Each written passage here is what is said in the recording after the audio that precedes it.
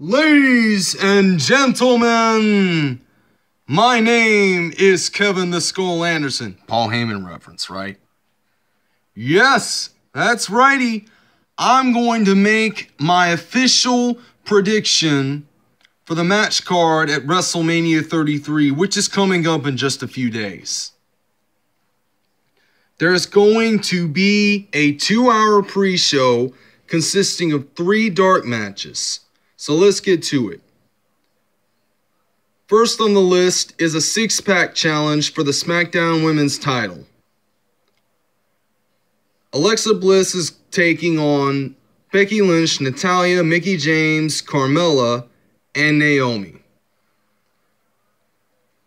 I am going to predict that as much as I would like to see Natalya get one single women's title run, I believe it would make more sense if they put the women's belt on Naomi. So the title is going to change hands, and at WrestleMania 33, Naomi will become the new SmackDown Women's Champion. Second match, Neville versus Austin Aries for the Cruiserweight title. I believe that Austin Aries is going to become the new champion because he has what most cruiserweights in the cruiserweight division don't have. And that's a never give up persistence and a straight up tone that screams strong. And then third on the pre-show card, it's the final dark match before the actual event happens. It's the 2017 Andre the Giant Battle Royal to determine who gets the Andre the Giant Memorial Trophy. This is the 4th of such an event to take place at the event, since it is dedicated to a giant who is widely considered as one of the greatest giant wrestlers in the company's history, Andre the Giant. I am going to predict that Braun Strowman will win that trophy, and he's going to win the Battle Royal. Now, here's where things start to get serious. The main card consists of 9 matches, almost all of which have a title up for grabs. I'm going to start with the first one that I think should make the most sense, and that is a fatal 4-way elimination match for the Raw Women's title. Bayley's going to be defending her title against Charlotte, Sasha Banks, and Nia Jax. I think this is going to be a pretty one-sided match with Nia Jax dominating the rest of the field. But in the end, somehow, some way, Sasha Banks is going to win. And so Sasha Banks is going to become the new Raw Women's Champion. Next on the card, Shane McMahon versus AJ Styles in a singles match. I personally believe that Shane McMahon has the potential to win this, because if he trains hard enough and he works hard enough leading up to the actual match at this year's WrestleMania, he probably has a good chance of winning. So I'm predicting that Shane McMahon will win that match. Next up, a non-sanctioned match between an injured Seth Rollins versus a very much at his peak Triple H. I think the match is going to be very one-sided. I think Triple H is going to win. Enough said. Next up on the card, Chris Jericho versus Kevin Owens, former allies, now turned bitter rivals, for the United States title.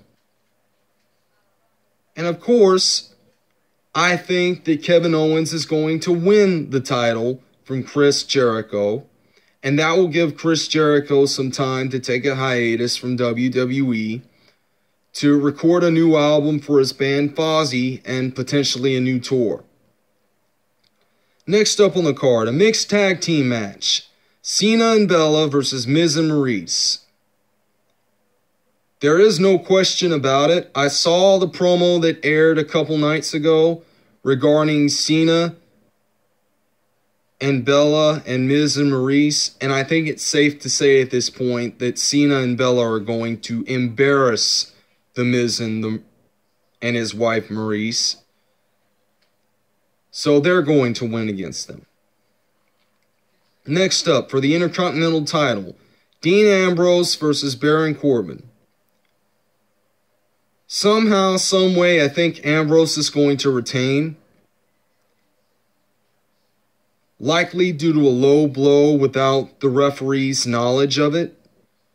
Maybe the referee won't see it somehow, and he'll probably get distracted by an interferer in the match. Supposedly one of Ambrose's allies. Maybe someone else entirely, I don't know. But I think Ambrose is going to retain the title. Next up, the Bullet Club, Gallows and Anderson versus Amore and Cass versus Cesaro and Sheamus. A triple threat ladder match for the Raw Tag Team belts. I personally believe that Amore and Enzo Cass should get the title because they've worked too hard for it at this point to be turned down now. So they're going to win the titles against Gallows and Anderson. Next up on the card, Goldberg versus Brock Lesnar for the Universal Belt. I'm going to predict a massive upset here. Brock Lesnar is going to take Goldberg to his absolute limit, and he's going to submit him to win the Universal title and possibly break his arm in the process. So Lesnar becomes the new Universal Champ. I'm predicting it. Next up, and this is the next to last match in order of importance, in my opinion. Bray Wyatt taking on his former Wyatt family member turned enemy, Randy Orton, for the WWE title. This is a SmackDown sanctioned match, and I think that Wyatt is somehow going to retain, with Eric Rowan making a surprise appearance in the match and supposedly costing Randy Orton his shot at the title. And lastly, and most importantly, the match in which almost every news source, every entertainment and media source suggests is The Undertaker's retirement match. Undertaker versus Roman Reigns. The Big Dog versus the original Big Dog. And I do believe that this is going to be a 30-minute match. But somehow, some way, after all the punishment, after all the carnage, The Undertaker, my favorite wrestler of all time, is somehow going to come out victorious after 4 tombstone pile drivers and 2 last rides.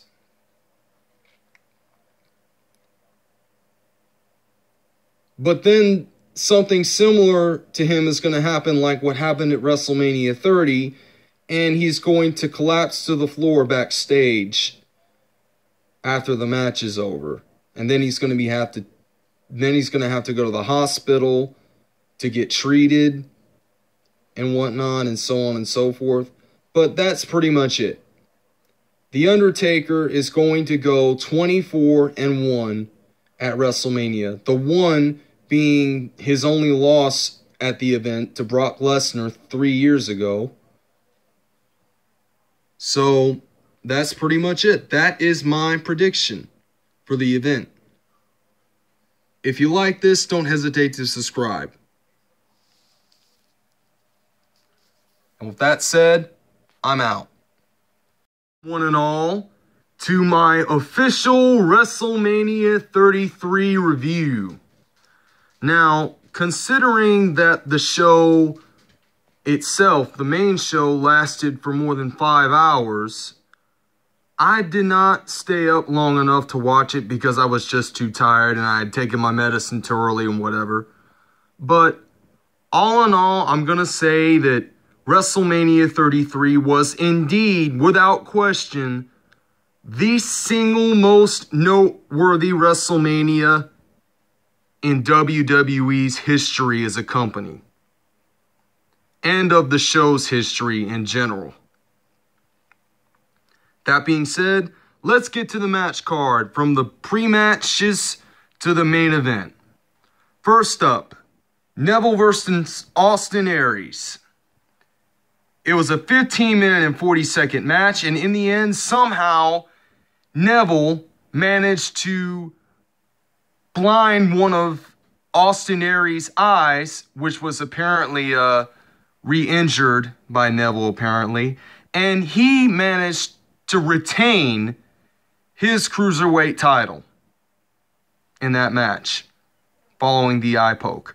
Or was it an eye rake? I don't know. Either way, it was during a submission move, so that much I know. Second in the pre-match card, the Andre the Giant Memorial Battle Royal. It was a 33-man affair, and due to the assistance of someone in the crowd, particularly the New England Patriots' Rob Gronkowski, his getting involved in the Andre the Giant Memorial Battle Royal actually helped Mojo Rawley win it by last eliminating Jinder Mahal. This was a 14-minute match that we're talking about here, and it could have lasted a lot longer. You could have had Big Show win it, you could have had Braun Strowman win it, but no, you had to have both of these people eliminated early by all the other participants, which I think was kind of sad. It was kind of a sad send-off, considering this could probably be Big Show's last WrestleMania, considering that his contract with WWE is apparently expiring next February in 2018. But enough about that. Let's get to match 3 of the postcard. Dean Ambrose versus Baron Corbin for the Intercontinental title. It was an 11-minute match this time around, and it featured some really interesting spots. But somehow, some way, despite Baron Corbin dominating most of the match, Dean Ambrose somehow managed to retain. Gee, I wonder why that is. All right now, ladies and gentlemen, it is time for the main event show, the main card. 5 hours worth of matches and 2 hours of which were straight up promos and commentary. That's enough of that. Next match. Kevin Owens versus Chris Jericho for the United States title. It was a 16-minute and 20-second affair, and somehow this was probably Chris Jericho's last match for a while. I'm not going to say last match period, because that would be a lie, because Chris Jericho is still in good shape. It's just that because of his constant touring over the last couple of years, he's not been able to do any of his side projects. So that way, this was a good way to send him off into a hiatus from the company to focus on his Fozzy project and on a couple of other different things. That being said, Kevin Owens is now the new United States champion. And next up on the card, we have Bayley defending her Raw Women's title against Charlotte Flair, Nia Jax, and Sasha Banks. And Bayley, of course, retained her title after only 12 minutes and 8 seconds. Now, I believe, me personally, that this match could have gone a lot longer, especially since Nia Jax had the size and height advantage. I mean, she could have just plowed through every other competitor in that match, but for some reason, WWE's writers decided to have her eliminated first, which would then allow Bayley to eventually retain the title. And with that, let's get to the next match. So before the triple threat ladder match for the Raw Tag Team Championships begin, WrestleMania 33 hosts The New Day. Yeah, I know I just freaking botched that. Actually, man, they don't suck anymore. They rock! But the New Day came out and announced that the match would now be a fatal four-way tag team ladder match with the tag titles for Raw on the line. They did not mention that the Hardy Boys would eventually return after a near 7 or 8 year absence from the company. So the Hardy Boys make their unannounced return and somehow manage to defeat the other 3 tag teams and manage to capture the Raw Tag Team titles, which is actually kind of miraculous considering that was one heck of a return. And the way it was booked, it was just really crazy. And it was kind of awesome too. So it's good to see that they're back on WWE television again. I'm really happy for that. Next up, John Cena and Nikki Bella, supposedly engaged, against the married couple of The Miz and Maurice in a mixed tag team match that could have went a lot longer but only lasted 9 minutes and 40 seconds. In the end, John Cena and Nikki Bella prevailed, just as they always do in their matches. And after the match, John Cena proposed to Nikki Bella, and Nikki Bella accepted the proposal, and they went all lovey-dovey and had a romantic kiss. And did I say romantic? I mean romantic. Yeah, that's what I meant to say. You're not kidding on that, man. Anyway, that's enough of that. Seth Rollins versus Triple H in a non-sanctioned match. Anything goes.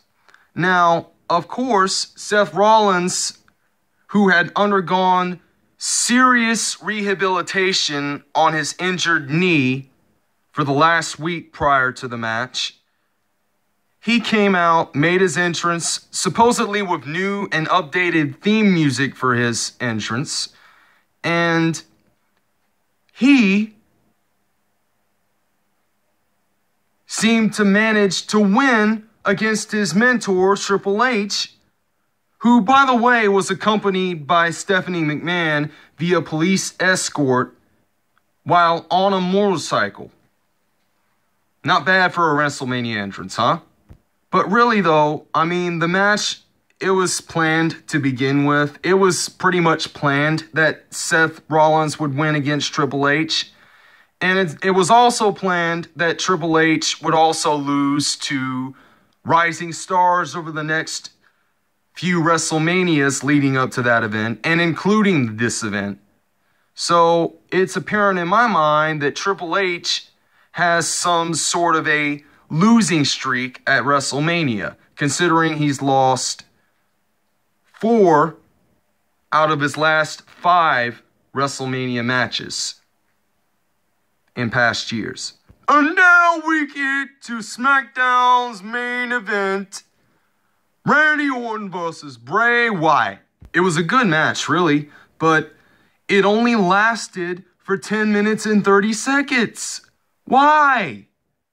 I mean, come on, you could have made the match go on at least another 10 minutes. You know, just to make Bray Wyatt look good or something. But no, you had to strip Bray Wyatt of his WWE title and expose all of his flaws and completely ruin his gimmick in favor of Randy Orton becoming now, I think it's a 13 or 14-time world champion in WWE with the capturing of the WWE SmackDown title.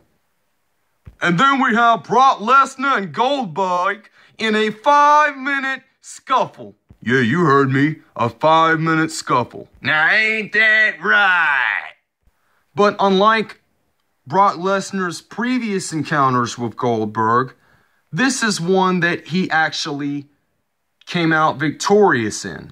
So, of course, right away, Brock Lesnar starts suplexing Goldberg like crazy, and after the third suplex, Goldberg spears him, and then it just kind of goes back and forth between them for about 4.5 minutes, and then suddenly, Brock Lesnar pulls an F5 out of nowhere on Goldberg, a move that Goldberg previously countered earlier in that matchup, and Brock Lesnar actually capitalizes on this F5, pins him 1, 2, 3, and there you have it. Brock Lesnar is the new Universal Champion. He's also one of the ones in 23-2. Oh my god, man, you just gave away the spoiler! That's not gonna matter anyway, so what difference does it make? Anyway, that being said, we go now to our women's main event. Naomi versus Alexa Bliss, Becky Lynch, Carmella, Mickie James, and Natalya in a 6-pack challenge for the SmackDown Women's title. It was originally going to be Alexa Bliss against every other past and present recent SmackDown Women's superstar, with some past and more recent superstars from the women's division in SmackDown coming into the match to participate, but here's the problem. The match lasted 5.5 minutes. Why, man? Because WWE's writers have completely lost touch with reality. Well, I guess that sums it up. Needless to say, in the end, Naomi, in her home state of Florida, at the Camping World Stadium, formerly known as the Citrus Bowl, captures what I believe to be her first ever women's championship in WWE on the SmackDown brand, no less. And now the moment you've all been waiting for. Not that it's been spoiled for you guys anyway, but let's get to it. Oh. Okay, so Roman Reigns makes his entrance. Everybody boos him because they all know that he's probably going to be booked to win. And then The Undertaker comes out and is hydraulically lifted to the middle of the ramp, and he makes his entrance. So as to save time, basically, for his entrance. Because if he had come from the top of the ramp, his entrance would have been more than 10 minutes long. Considering the ramp is over 200 feet in length, right? Wait a second. The ramp was 200 feet in length?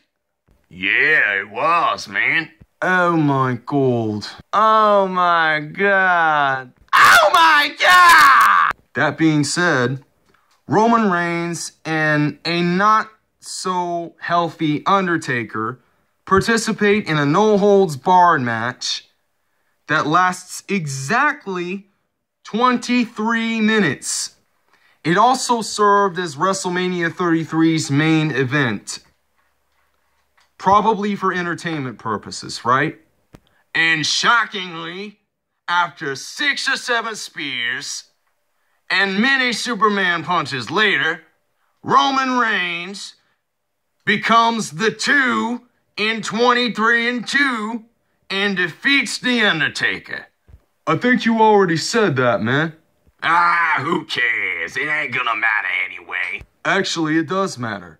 Not only is this potentially Undertaker's last match at WrestleMania, but it's also his retirement match and possibly his swan song, meaning that At this point, The Undertaker is probably going to retire this year, if he hasn't already, which I'm probably sure he has, but whatever. Nonetheless, Undertaker makes what is generally considered to be WrestleMania's most somber and heartbreaking outro ever, and for no reason whatsoever, he decides to, okay, scratch that.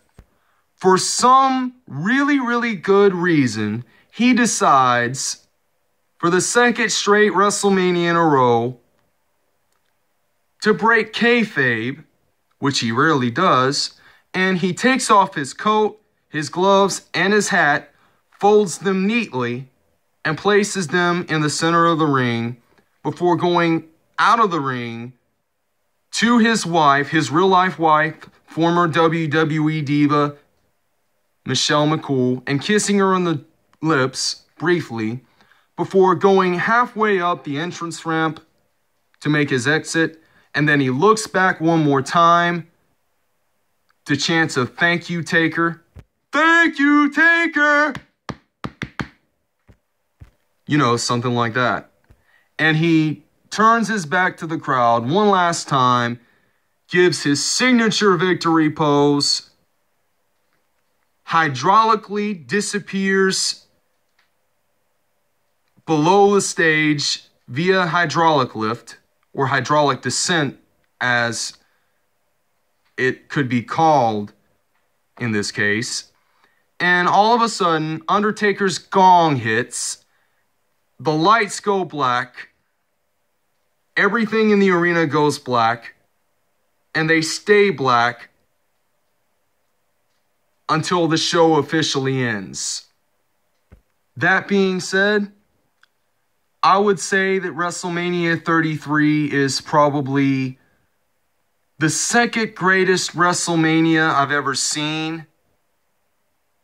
But the only one that can top this one, of course, is WrestleMania 26, which happened in 2010 and saw the retirement of Shawn Michaels in a career versus street match, which Undertaker would win and go 18-0 at the time. But, like I said, that was 2010. This is now. But so many people absolutely hate, and I say this very lightly, hate how WrestleMania turned out, especially considering for how long it ran, counting the pre-show. So you mean to tell me that was a 2-day broadcast event? Absolutely, man. Actually, you're both right.